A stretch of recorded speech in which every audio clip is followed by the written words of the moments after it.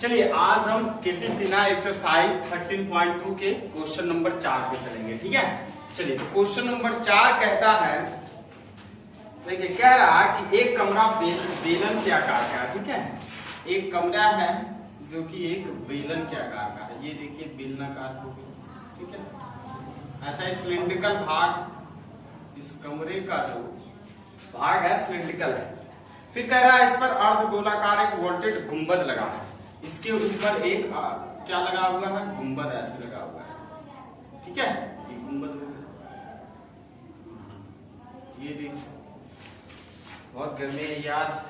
हाँ, ये हो गया गुंबद लगा है। तो कह रहा है इसमें इतना घन सेंटीमीटर हवा भरा है। तो ठीक है, इसमें दे रखा है क्योंकि कमरे में हवा का आयतन 14.19/21 घन मीटर लेते हैं। यूनिट कुछ दिया नहीं तो हमने घन मीटर ले लिया। ठीक है, फिर आगे कह रहा है कि भवन का जो आंतरिक व्यास है, मतलब ये वाला आंतरिक व्यास, यही हो गया ना, यही तो हो गया डायमीटर। हाँ, इसका जो व्यास है डी जो है, क्या कह रहा है, वोल्टेज की मुकुट की फर्श से ऊंचाई के बराबर है। मतलब यहां से इस फर्श से इस वोल्टेज के गुंबद की ऊंचाई के बराबर है ये डायमीटर। ठीक है, मतलब कमरे का जो व्यास है इसकी ऊंचाई के बराबर है। चलिए आगे क्या कह रहा है, तो कह रहा है बराबर है तो ऊंचाई ज्ञात करें। मतलब ये वाली ऊंचाई का ज्ञात करना है और पाई की वैल्यू दे रखा है 22/7 यूज करके बनाना है। चलिए तो देखिए कैसे बनाएंगे। पहले जो डायमीटर दिया हुआ है, पहले जो डायमेंशन दिया है उसको लिखेंगे। चलिए लिखेंगे, मान लेते हैं, माना कि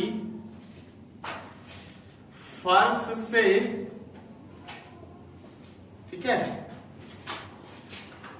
फर्श से गुंबद की ऊंचाई बराबर है। इसलिए कमरे का व्यास कितना हो जाएगा, कमरे का व्यास। अब कमरे की व्यास का बात करें तो कितना, एच मीटर, ये भी हो जाएगा, दोनों एच एच ही होगा, ये भी एच मीटर, ये भी एच मीटर। चलिए आगे चलते हैं हम लोग। तो कह रहा है इसमें हवा का आयतन इतना है। तो हवा का आयतन कहने से मतलब इस कमरे का जितना आयतन होगा उतना ही इसमें हवा भरा होगा, जितना स्पेस होगा अंदर उतना ही हवा होगा। ठीक है, मतलब कमरे का आयतन इज इक्वल टू ये हवा का आयतन। चलिए तो वही करेंगे, इसलिए हम लोग लिखते हैं अब, चूंकि कमरे का आयतन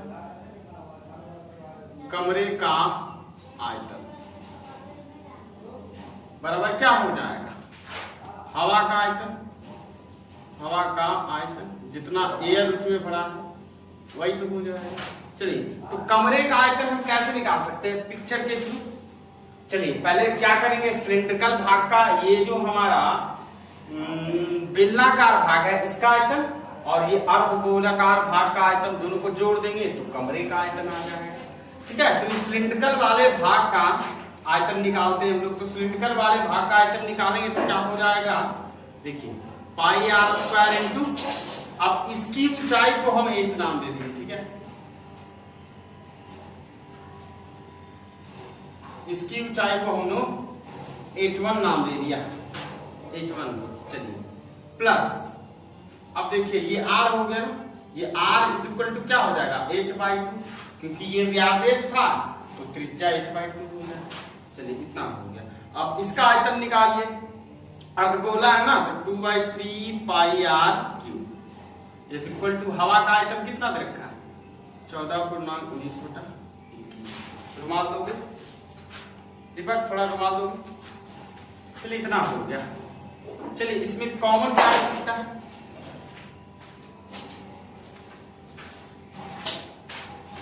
हाँ बहुत गर्मी है यार, थोड़ा क्लासरूम में बंद होके करना पड़ रहा है।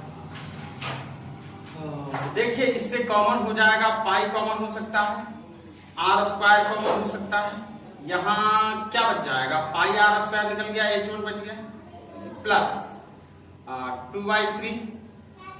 अब 2 में एक r बच जाएगा ना, पाई निकल गया, r स्क्वायर निकल गया, एक r बच गया इज इक्वल टू, इसको तोड़ लेते हैं हम लोग।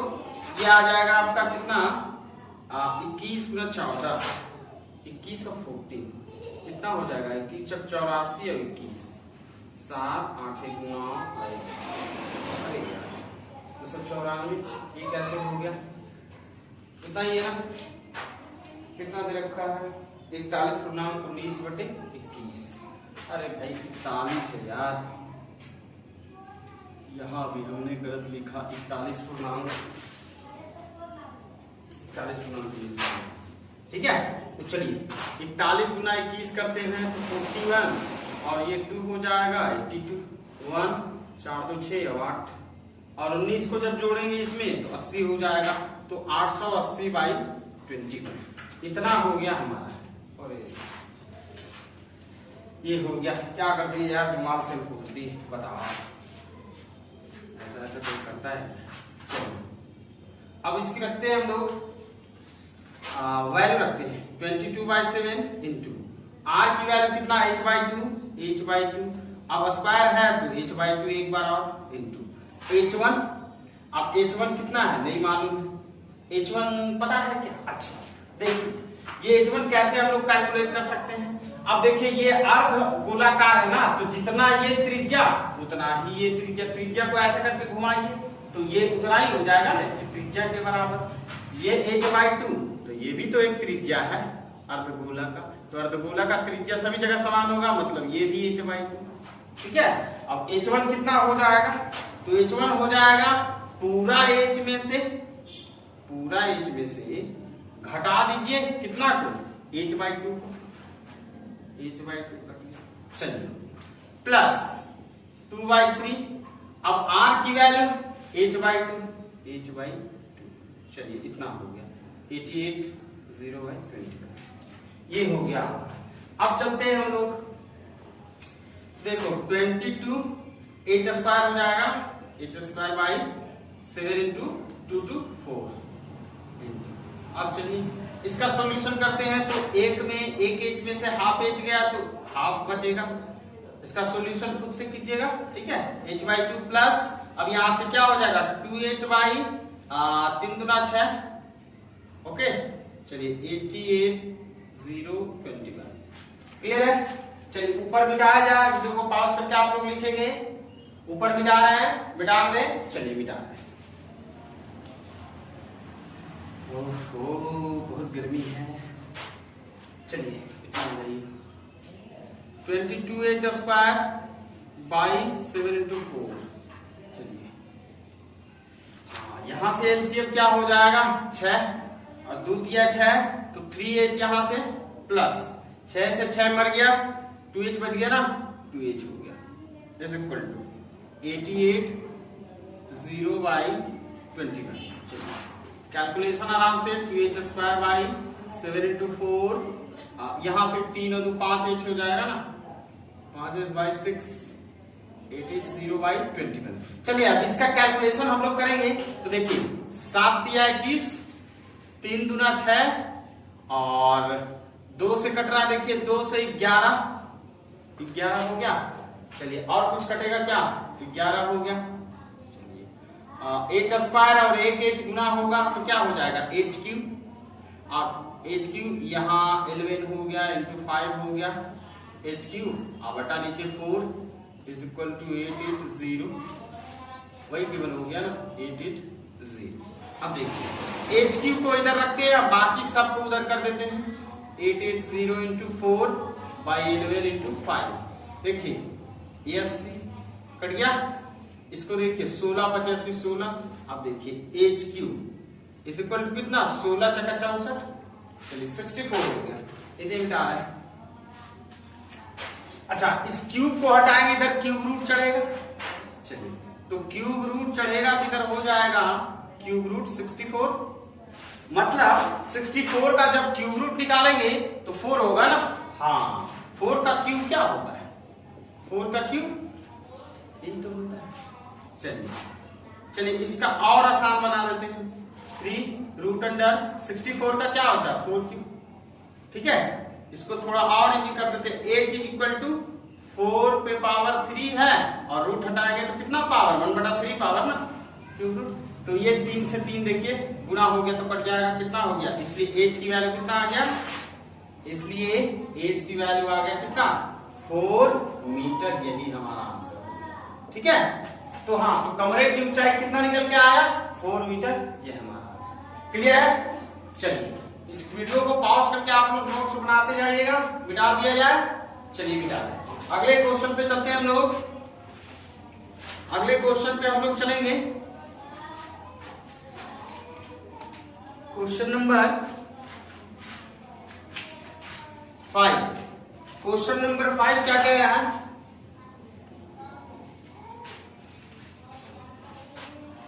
क्वेश्चन नंबर 5 कह रहा है ना कि एक भवन का आंतरिक भाग एक बेलन के आकार का है। एक भवन है जिसका आंतरिक भाग जो है एक बेलन के आकार का, यही बेलन का, जैसे पिछली बार हमने बनाया था वैसे ही तो बेलन का क्या, ये बेलन के आकार का।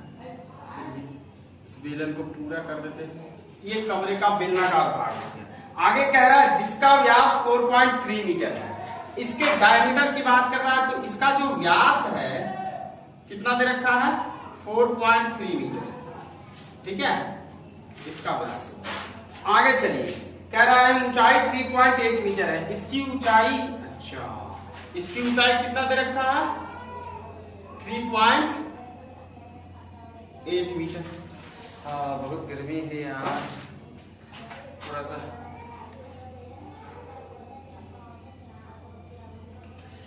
चलिए थोड़ा रिलैक्स हो गए। 3.8 मीटर हो गया। चलिए आगे कह रहा इस पर एक शंकु अध्यारोपित है। एक शंकु इस पे अध्यारोपित है। ठीक है, ये शंकु अध्यारोपित है जिसकी शीर्ष कोण जो है 90 डिग्री। इसका जो कोण जो दे रखा है कितना 90 डिग्री दे रखा है। अच्छा अब देखिए इस पे यदि हम लंब डालते हैं, ठीक है, तो ये कोण कितना हो जाएगा 45 डिग्री ना, हाफ हाफ में डिवाइड हो जाएगा। शंक्वाकार भाग है तो हाफ इधर हाफ एंगल इधर, क्योंकि इस पे लंब डाला गया ना। हाँ, हाफ एंगल इधर हाफ एंगल इधर, 45 ये 45 डिग्री हो गया। चलिए आगे चलते हैं। तो कह रहा है इसको 90 भवन के पृष्ठ क्षेत्रफल एवं आयतन ज्ञात करें। पाई की वैल्यू रखना है 3.14। ठीक है, पाई की वैल्यू कितना रखना है 3.14। चलिए तो कह रहा है पृष्ठीय क्षेत्रफल एवं आयतन निकालना है। चलिए तो पहले इसका डायमेंशन करेंगे, लिखेंगे कमरे के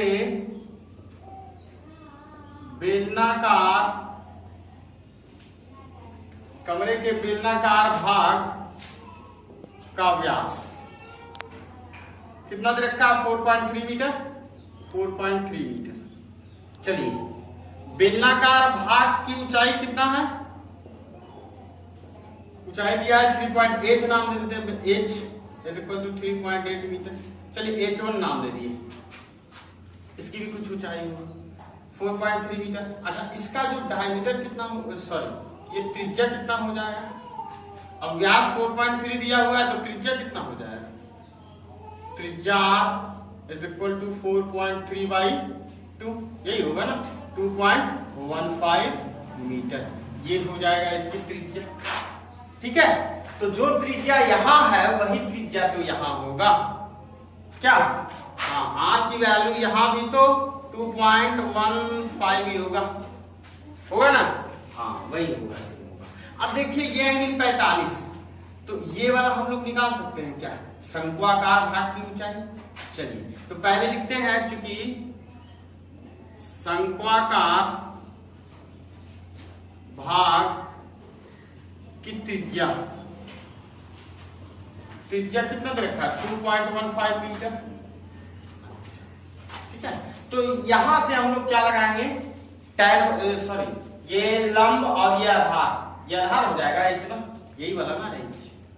इसका h1 नाम दिए तो इसका h2 नाम दे देते हैं। ठीक है, चलिए तो आधार बटे लंब बटे आधार, tan 45 लगाएंगे।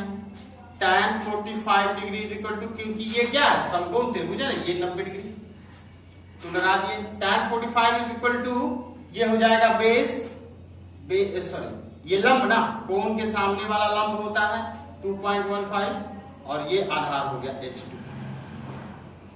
45 की वैल्यू 1 होती है 2.15 by H2। अब देखिए H2 की वैल्यू कितना आ गया 2.15, मतलब इससे शंक्वाकार भाग की ऊंचाई कितना हो गया 2.15 मीटर। बात को समझे? चलिए इसको मिटाते हैं, कैलकुलेशन आप लोग लिखिए, ठीक है, वीडियो को पॉज करके लिखिए, मिटा दिया जाए। चलिए मिटा रहे हैं। हाँ तो ऊंचाई कितना निकल के आया 2.15 मीटर। चलिए इसको लिख देंगे हम लोग। हाँ शंक्वाकार भाग की ऊंचाई क्या नाम दिए थे H2 ना, H2 की वैल्यू कितना आया 2.15 मीटर, H2 आ गया। तो कह रहा है ना कि इसका पृष्ठ क्षेत्रफल निकालिए। हाँ इसलिए कहेंगे, इसलिए कमरे का पृष्ठ क्षेत्रफल बराबर, अब कमरे का पृष्ठ क्षेत्रफल की बात आई तो कैसे निकालेंगे? अब देखिए इस बेलनाकार भाग का पृष्ठ क्षेत्रफल और इस शंक्वाकार भाग का पृष्ठ क्षेत्रफल दोनों को एक दूसरे से ऐड कर देंगे, वही तो हो जाएगा पूरा कमरे का पृष्ठ क्षेत्रफल। ठीक है, तो चलिए बेलनाकार भाग का पृष्ठ क्षेत्रफल क्या होता है?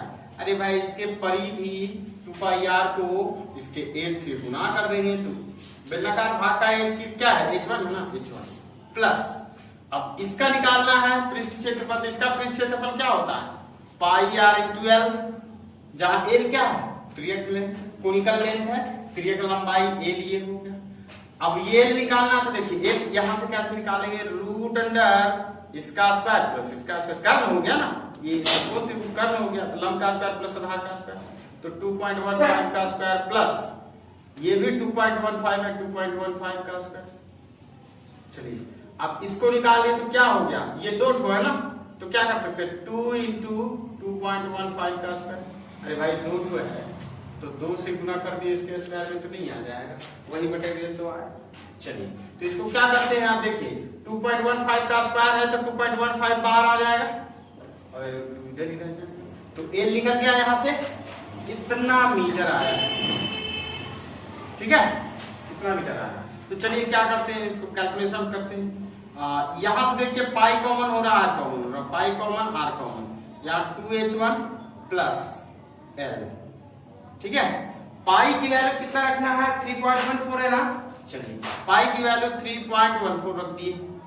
आर की वैल्यू मालूम है, हाँ आर की वैल्यू पता है 2.15 इंटू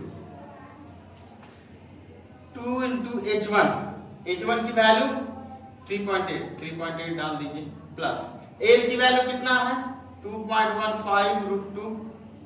चलिए कैलकुलेट करें इसको, ठीक है कैलकुलेट किया जाए इसका, तो कैलकुलेशन करेंगे तो ये नीचे हो जाएगा डबल 100 हो जाएगा, इधर 100 हो जाएगा।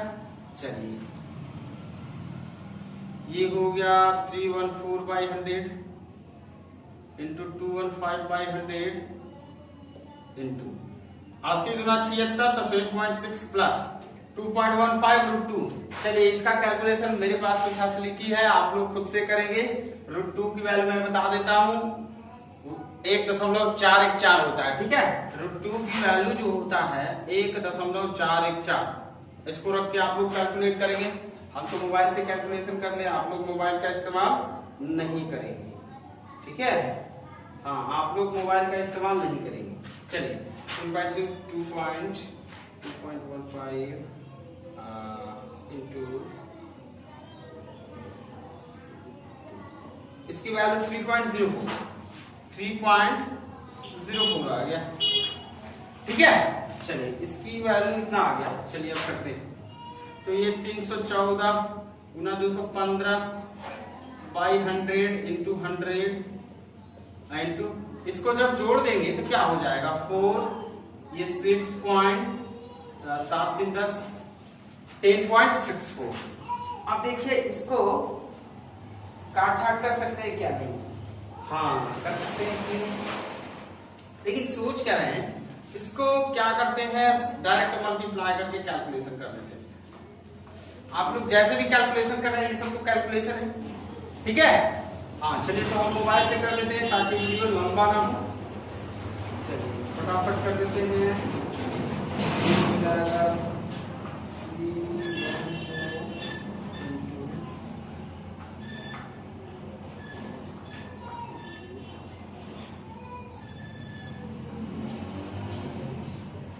ठीक है, तो इतना हो गया। और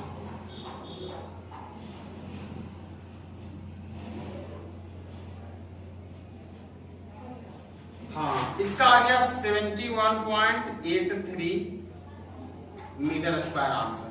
ठीक है, तो इसका कैलकुलेशन करेंगे तो आप आ जाएगा। ठीक है, कैलकुलेशन से डरिए नहीं, कैलकुलेशन तो करना ही है, बिना कैलकुलेशन का कैसे होगा। ठीक है, तो ये पृष्ठीय क्षेत्रफल आया। अब आयतन की बात करते हैं तो आयतन भी निकालेंगे। ठीक है, इसको वीडियो को पॉज करके आप लोग लिखिए। चलिए मिटाया जाए, इसको मिटा दें। चलिए मिटा रहे हैं। अब आयतन की बात आई है, अब आयतन निकालते हैं। इसका निकालते हैं कमरे का आयतन। कमरे का आयतन, तो कमरे का आयतन कैसे निकलेगा? इसका आयतन प्लस इसका आयतन, दोनों पार्ट के आयतन को जोड़ देंगे, वही तो कमरे का आयतन होगा। चलिए तो जोड़ते हैं। बेलनाकार भाग का आयतन क्या हो जाएगा? पाई आर स्क्वायर इंटू इसकी ऊंचाई कितना h1 प्लस इसका आयतन क्या होगा? पाई आर स्क्वायर इंटू h2 1/3 ना। हाँ 1/3 pi r square into h होता है, तो इसका h2 ऊंचाई है, h2 नाम दीजिए। चलिए कॉमन करते हैं, तो पाई कॉमन हो जाएगा, आर स्क्वायर कॉमन हो जाएगा, इधर हो जाएगा h1 प्लस 1/3 इधर h2, यही तो हो गया। चलिए पाई के बाद 3.14 इंटू आर स्क्वायर, आर की वैल्यू 2.15 है ना, तो 2.15 का स्क्वायर कर दें। चलिए कर दिए। h1 की वैल्यू कितना दे रखा? 3.8 मीटर, 3.8 रख दिए प्लस 1/3 इंटू h2 की वैल्यू कितना है? h2 की वैल्यू पता है क्या? h2 value 2.14। चलिए ये हो गया। अब इसका कैलकुलेशन करते हैं, तो 3.14 इंटू 2.15 का स्क्वायर कितना हो जाएगा भाई? चलिए कैलकुलेशन से करते हैं। 2.15 आप लोग खुद से कैलकुलेशन करेंगे। 2.15 गुना 2.15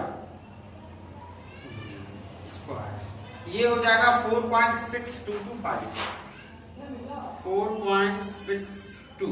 ठीक है, 2 डाल दिए, 2 to 5 है 6.62। चलिए ये 3.8 हो गया प्लस ये 2.14, कितना है? 2.14 डिवाइड 3। चलिए ये हो गया 0.71। ठीक है, इतना आ गया। अब इसको करते हैं 3.14 इंटू 4.62 इंटू, अब दोनों को ऐड करते हैं तो 1 8 7 15 के 5 हाथ मिला 1 3 1 4 4.51। अब इन सबों को कैलकुलेट करते हैं तो कितना आता है? चलिए इन सबों को कैलकुलेट करते हैं, मल्टीप्लाई करते हैं। तो 3.14 इंटू 4.62 इंटू 4.15।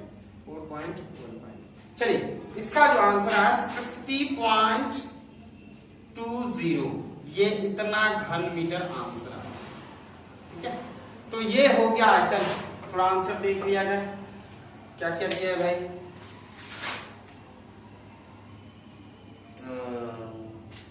आयतन 65.33 कैसे कैलकुलेशन गलत हुआ है। चलिए कैलकुलेशन फिर से देख लिया जाए। हाँ कैलकुलेशन देखा जाए थोड़ा। पाई आर स्क्वायर इंटू h1, चलिए इसका तो वैल्यू ठीक है, वॉल्यूम ठीक है, plus 1/3 pi r square into h2। चलिए पाई आर स्क्वायर कॉमन हो गया, h1 हो गया प्लस 1/3 और ये h2। चलिए ठीक है, पाई की वैल्यू 3.14 इंटू 2.15 का स्क्वायर इंटू h1 की वैल्यू 3.8 प्लस 1/3 h2 की वैल्यू 2.15। चलिए इसका कैलकुलेशन करते हैं 3.14 इंटू 2.15 वही चीज तो आ रहा है यार 3.15 कैलकुलेशन 2.15 का स्क्वायर 4.6225 4.6225 ठीक है 3.8 प्लस अब इधर आ गया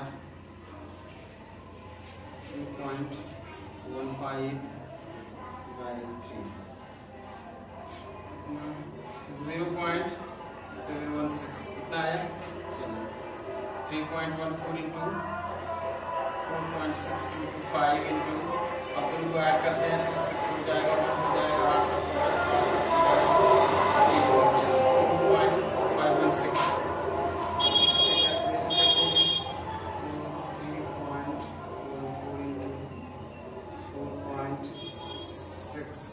2.5 into 4.51516 चलिए तो इसका आ गया 65.548 घन मीटर। ये हो गया हमारा आंसर ठीक है उतना के करीब लगभग है ठीक है तो संभव के बाद तैयारी करें कोई दिक्कत नहीं है। तो ये हमारा हो गया चलिए 2 क्वेश्चन 4 और 5 किए ठीक है तो इसमें बस इतना ही इस वीडियो में इतना ही आगे में करेंगे 6 नंबर प्रॉब्लम से ठीक है। चलिए इसका आप लोग बढ़िया से पढ़िए चलिए घर पे पढ़ाई करते रहिए ऑल द बेस्ट।